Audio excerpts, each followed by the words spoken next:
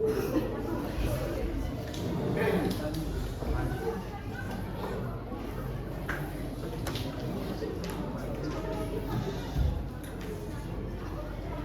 Cisakan sekitar abad ke-11 terdapat sebuah kerajaan yang membentang dari Pasuruan di timur sampai Madiun di barat. Kerajaan tersebut bernama Kerajaan Kahuripan yang dipimpin oleh Raja yang Agung Paduka Raja Airlangga yang memerintah dari tahun 1009 sampai 1042 dengan gelar Abhiseka Sri Maharaja Rakai Halu Sri Dharma Wangsa Airlangga Angkawika Tunggadewa.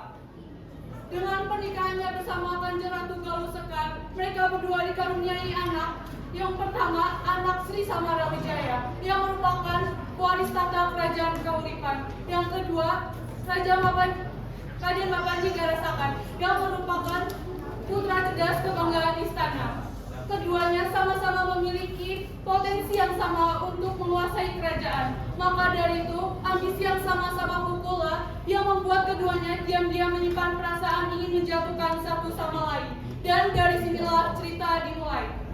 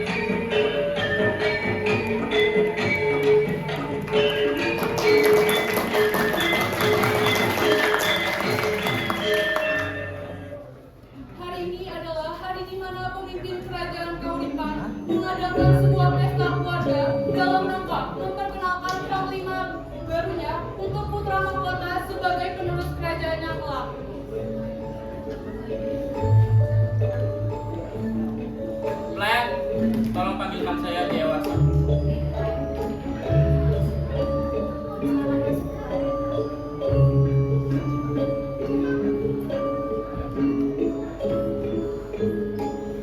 Selamat pagi semuanya. Kalian semua dikumpulkan di sini untuk memperkenalkan calon panglima kerajaan yang baru untuk Samarawijaya. Kalau saya diperintahkan pastinya. Ini orangnya, namanya Jayawarsa. Bagaimana? Aku setuju dengan keputusan. Raden Samarawijaya menyadari bahwa adiknya merasa iri kepadanya. Maka dari itu dirinya semakin gencar untuk meledek sang adik. Ini dua orang anak. Tentang saja. Ada tamu malah tidak sopan. Dewasa, mending kita keluar. Kita lihat segala kemewahan istana ini. Ayo, beri saya.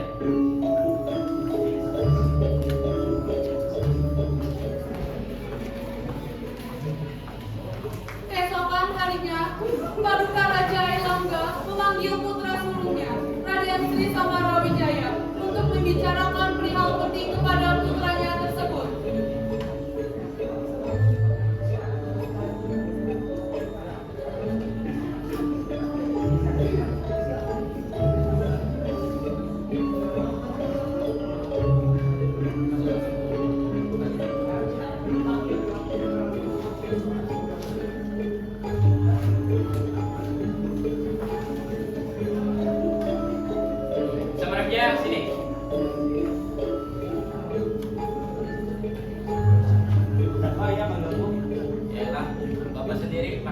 segala. Pasti ada maunya. Ya, lu masih belum ada. Udah jaga ya. Udah. Nih, Bapak titipkan ke kamu. Kamu soalnya akan menjadi dalam kerajaan nanti. Udah simpen aja. Jadi Kamu kasih tahu sendiri. ya, ya simpan saja. Raden Papan jika rasakan yang sedari tadi melihat interaksi tersebut dengan rasa penasaran besar yang menguasai pikirannya tentang benda yang dititipkan ayahnya kepadanya, akhirnya menghampiri mereka. Ayo, itu apa? Itu barang peninggalan Nurdia, nak. Harus kalian memberikan benda itu tanpa sepengetahuan aku. Emang apa? Orang yang beli dia? Tapi kamu tidak pantas. Sudah, kalian berdua. Di depan raja kalian berantem. Ayo, apa kalian yakin kerajaan ini akan diberikan kepada dia? Sementara aku lah lebih pantas untuk mendapatkan harta ayah. Tapi kau putra mahkotanya? Udah nggak usah ngeyel, ikutin aja. Ya. Sudah, jangan pikirkan lagi. Lihat saja keputusan ayah nantinya.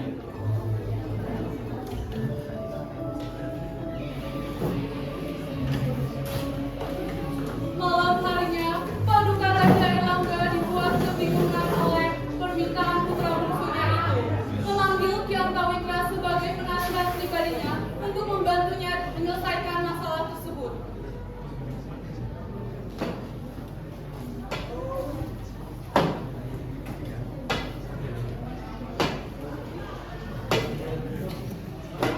Ada apa tuh?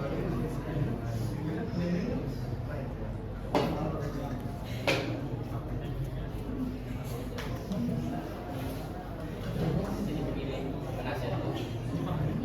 Kedua anakku ini bertengkar karena sang kakak dan karena sang adik ingin sebuah tahta, sedangkan yang harus menjadi raja adalah kakaknya.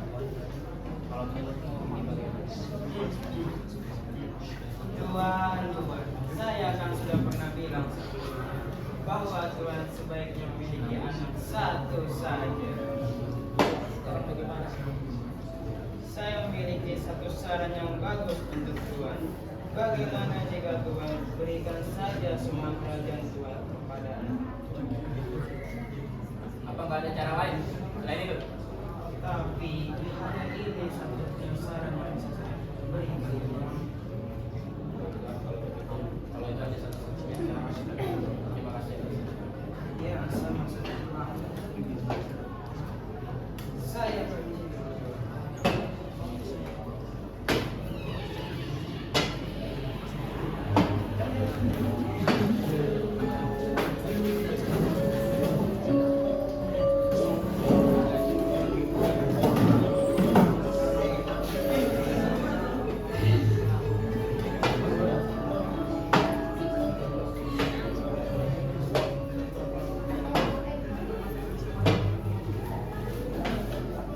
Pagi harinya, paduka Raja Erlangga mengumpulkan seluruh keluarga besar istana untuk membicarakan perihal warisan setelah dirinya turun tahta.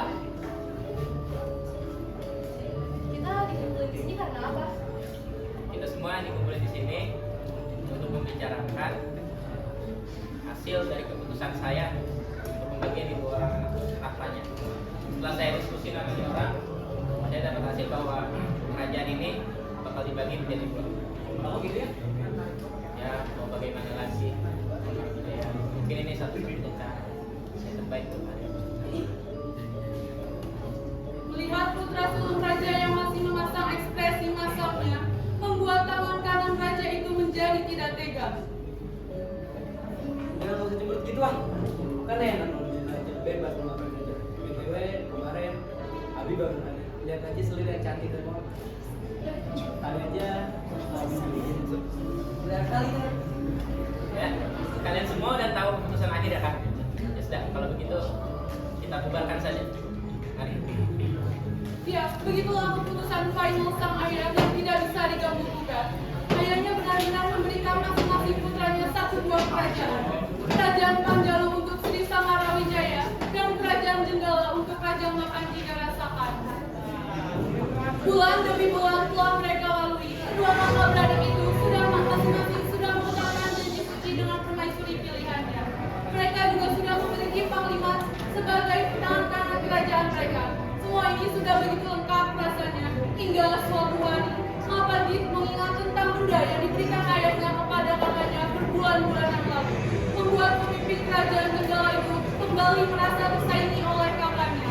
Dan hal itu dia sampaikan kepada istrinya, Ratu Tunggadewi.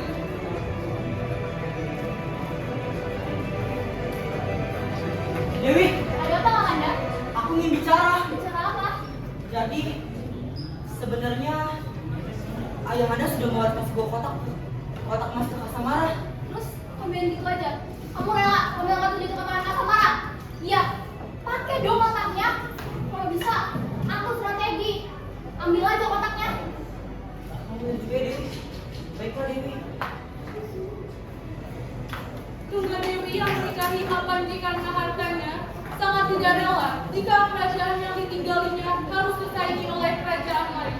Maka dari itu, memanfaatkan situasi panas antara suami dengan kakak iparnya merupakan ide yang cukup bagus.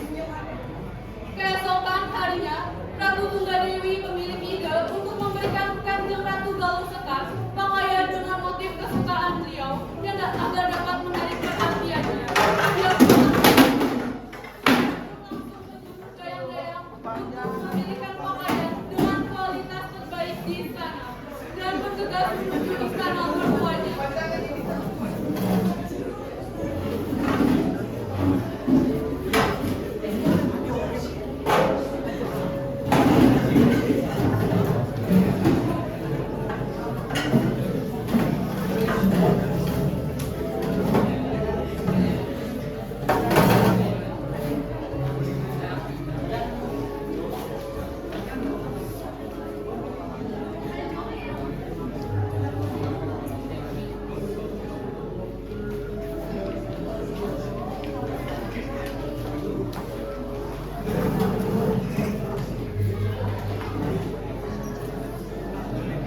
Sesampainya di sana, betapa terkejutnya dia ketika melihat Kanjeng Ratu sedang berbincang-bincang hangat dengan Ratu Dharma Prasada, istri dari Raja Sri Samarawijaya.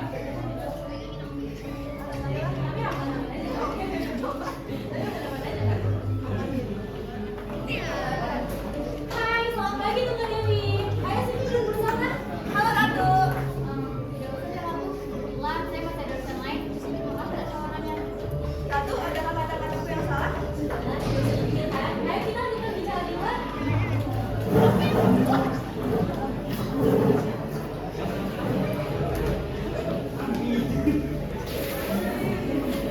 Sepulang dari Samarawijaya, Ratu Tunggadewi terlihat sangat mesra.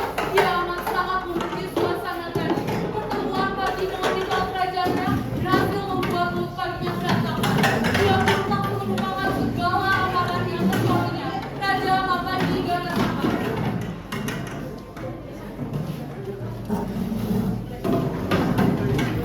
Kok Kanji? Ada apa Dewi? Tadi kan aku ngasih baju ini ke Kanjeng Ratu. Terus tau gak sih? Baju yang aku bawa dibilang jelek sama si Dharma. Apa? Berani-beraninya si Dharma bisa-bisanya dia baju ini. Emang tuh Dharma sialan. Gak mau tau ya. Pokoknya kamu harus bisa ngejaga kerajaan mereka. Kapan? Tahun depan. Ya sekarang lah. Raja Mapandi benar-benar melakukan apa yang diperintahkan oleh Ratu Tunggadewi. Malam harinya, dia memanggil Panglima istananya, Panglima Sambrawijaya, menyuruhnya menyiapkan strategi mengenai misinya untuk menguasai seluruh wilayah agar menjadi bagian dari kerajaannya, termasuk kerajaan kakaknya, Panjalu.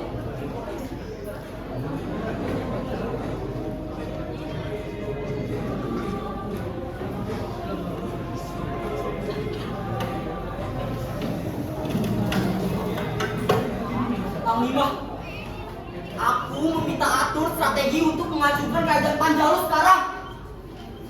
Betul.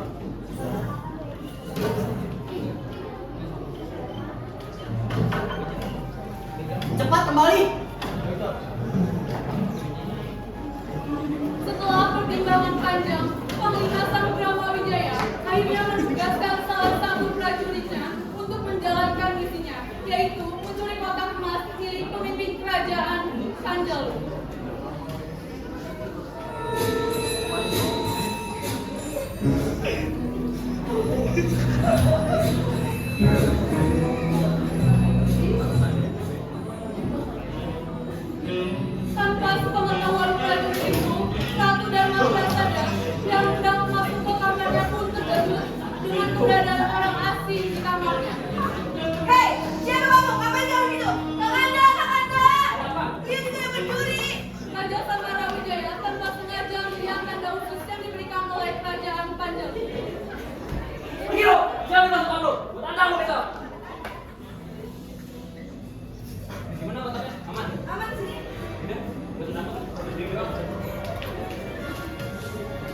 prajurit itu pulang ke istana dengan kegagalan dan berita ancaman. Pemimpin kerajaan Jenggala yang mendengar berita itu pun langsung geram dan memarahi panglimanya habis-habisan.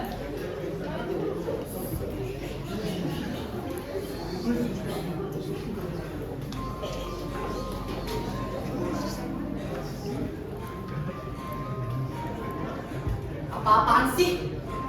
Bisa-bisanya strategi kita kalah. Cepat atau strategi yang bagus sekarang? Cepat atau strategi yang bagus sekarang?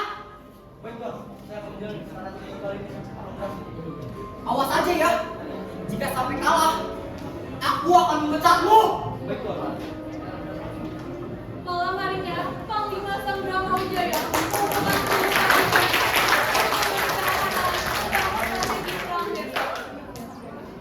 dan hari itu pun tiba, hari yang menunjukkan perpecahan antara Kapa dengan adiknya, sebuah perselisihan dengan tingkat tertinggi menurut adatnya, sebuah perang saudara untuk memperebutkan sebuah tahta.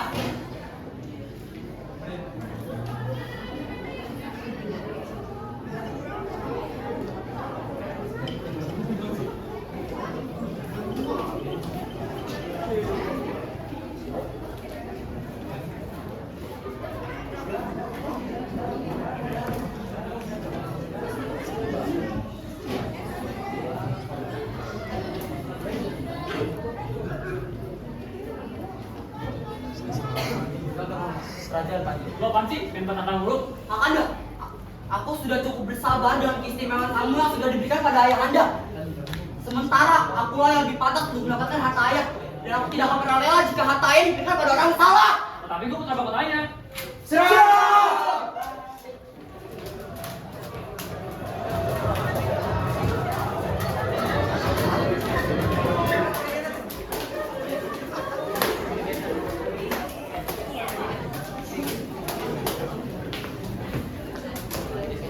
Berhenti! Kalian berdua bodoh! Hanya untuk memperebutkan tahta saja kalian sayang membunuh. Cepat kembali ke kerajaan atau mimpi buruk kalian akan datang.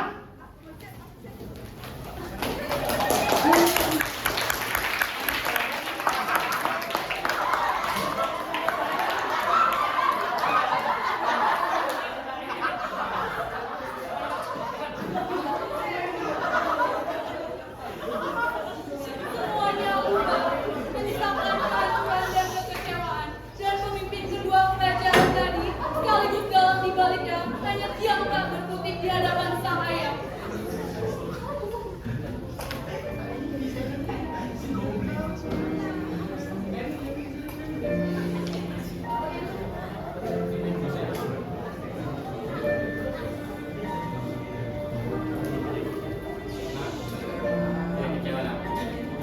Saya kecewa nak. Saya udah ngasih kalian 2 kerajaan supaya hal kayak begini gak kejadian.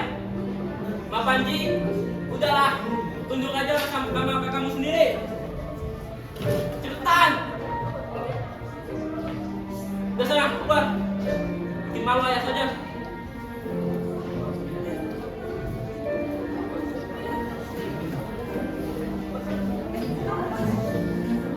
Raja Mapanji pulang ke istana dengan emosi yang tak terbendung. Dia sudah muak dengan segala keistimewaan yang diberikan ayahnya kepada kakaknya, hanya karena ia merupakan putra mahkota. Dan pada akhirnya, dia hanya bisa melampiaskan segala amarahnya kepada panglima kerajaannya.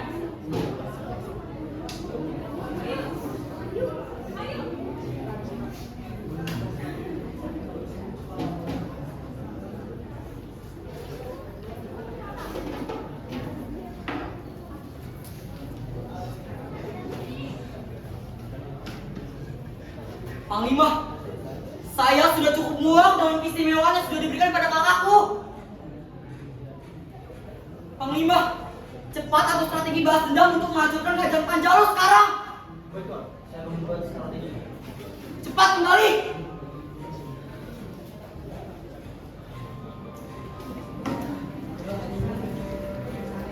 Kabar perang antara kerajaan Jenggala dan Panjalu sudah terdengar oleh seluruh penjuru kerajaan Kauripan, membuat Hyang Tawika mencemaskan satu hal.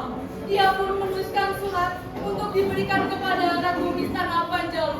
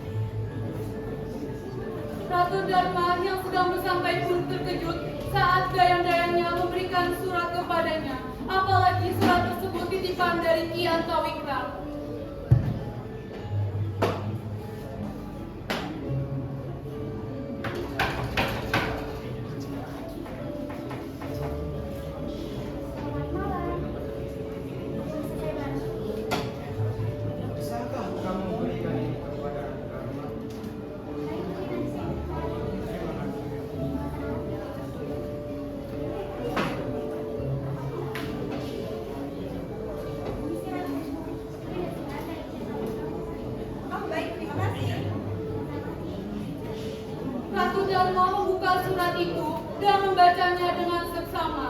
Hingga suaminya datang dan terheran ketika melihat istrinya membaca surat. Pasalnya jarang sekali ada orang yang mengiriminya surat. Dari siapa nih? Ini surat dari ayahku baru saja terima. Dari siapa? Sendiri. Oh ini. Ya, langsung saja adanya dan bagi dua. Esoknya, Raja Sangarawijaya langsung menyampaikan petuah dari Ki Angkawikra kepada Panglima kerajaannya, Panglima Jayawarsa.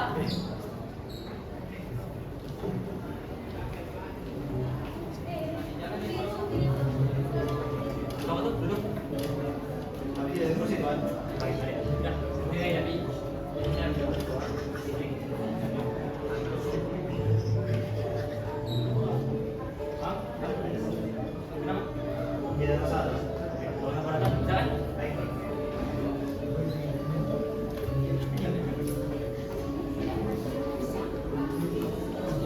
Setelah pertimbangan yang sangat panjang, Kerajaan Panjalu benar-benar menjalankan misi besarnya. Mereka bergotong royong membangun sebuah patung berongga yang memiliki bolongan di tengahnya dan di dalamnya bisa dimasukkan prajurit kerajaannya. Sebuah bom waktu yang menjadi senjata pamungkas kerajaan mereka.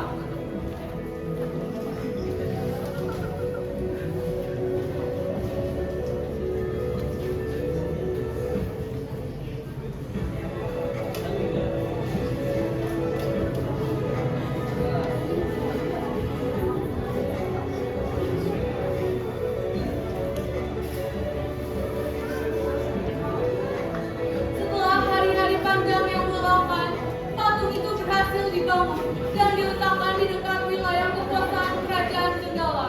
Pagi harinya, Panglima Jayawarsa menugaskan seorang prajurit untuk mengecoh kerajaan Jenggala. Seakan-akan mereka telah menyerah dan ada di pihaknya, dan menyebarkan berita bahwa patung itu adalah sebagai tanda perjalanan sekaligus hadiah yang akan menguntungkan kerajaan Jenggala. Patung itu kemudian dimasukkan ke dalam wilayah kerajaan Jenggala. Padahal itu semua semata-mata adalah trik untuk menghancurkan kerajaan Jenggala. Sore harinya, Panglima Sangramawijaya yang sedang memantau kerajaan Panjalu menemukan sebuah benda yang sangat familiar baginya. Sebuah sapu tangan milik Ki Angkawikra yang terjatuh di tanah. Panglima Sangramawijaya mengambil sapu tangan itu dan mengembalikannya ke istana Kaulikan.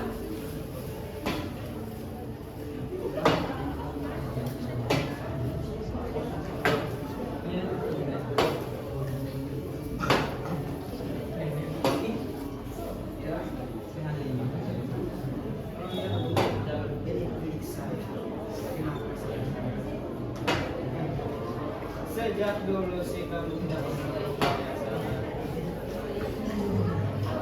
Ini sudah mas. Bagaimana bunga persahabatanmu sekarang? Pak orang sahabat sekarang sudah menjadi ratu dan panglima kerajaan yang luar biasa. Apa yang Anda pikirkan sudah sesuai dengan kenyataannya.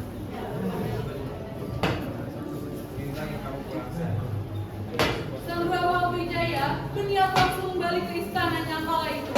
Namun dia memberhentikan langkahnya ketika melihat sebuah lukisan lama tentang dirinya dan para sahabatnya.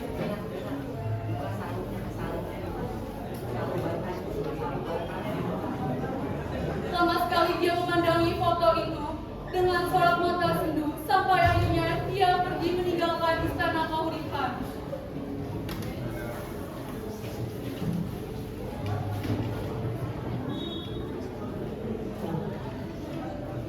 Malam harinya, saat semua orang sedang terlelap dalam tidurnya, prajurit yang berada di dalam patung itu akhirnya keluar, kemudian melemparkan sebuah bom ke istana kerajaan Jenggala.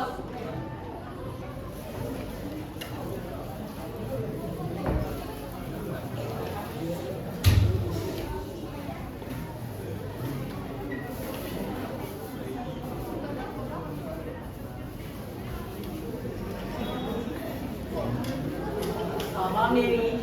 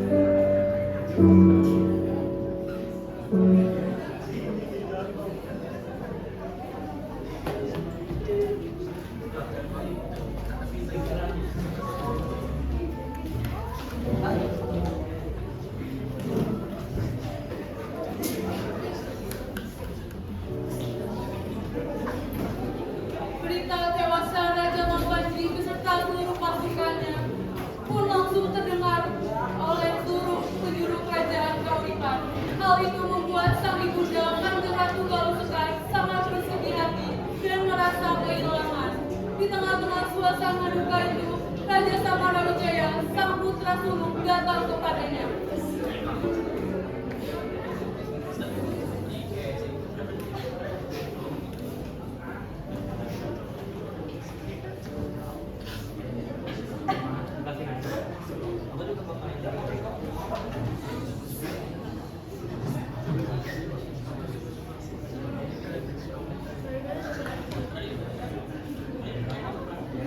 Mengapa kau melakukan itu semua?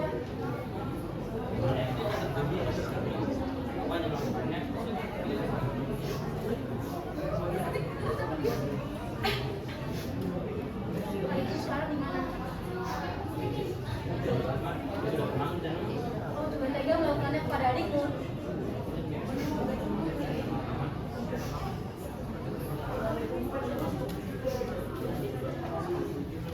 Disuruh keluar sama Pak Sugi.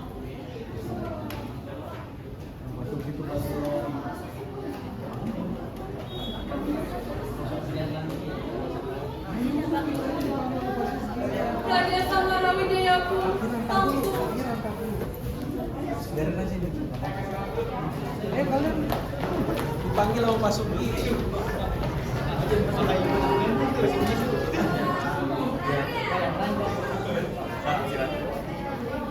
Oh, ke sini.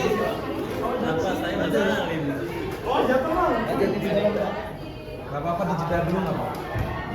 Nggak mengubah kalian, nggak mengubah penilaian kalian.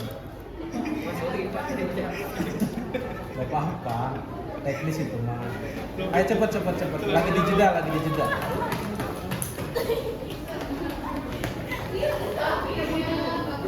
Nanti dulu nggak apa-apa, lagi dijeda, diulang. Mengapa kau di sini? Mengapa kamu marah di sini? Ya kau bisa-bisa membawa dia ke sini.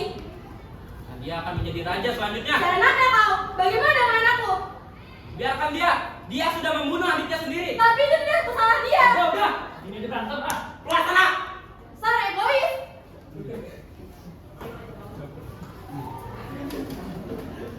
Raja Samarawijaya pun pulang ke istana dengan pikiran yang kacau balau, memikirkan bahwa Panglima Samarawijaya, Panglima Kerajaan Jenggala adalah kakak dirinya, sangat cukup untuk membuat dirinya merasa dibodohi karena tidak tahu akan hal itu.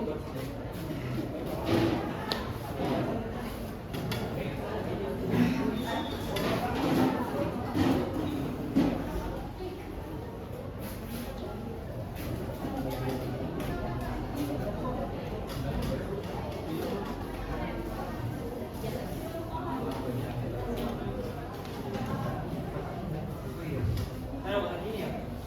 Karena bukan raja apa kolasi aja. Yaudah, kolasi aja dia.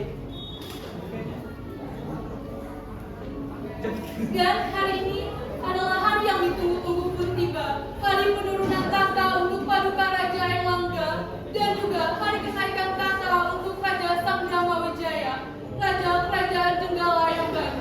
Ditambah keputusan Raja Samarawijaya untuk bergabung dengan mereka di bawah kepemimpinannya.